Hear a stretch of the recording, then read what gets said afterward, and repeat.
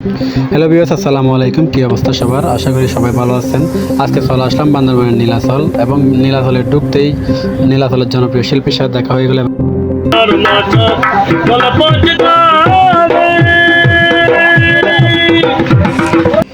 এই লোকটি নীলাচলে সবসময় থাকে এবং মানুষকে গান উপহার দেয়, গান শোনানোর মাধ্যমে আনন্দ দেয়।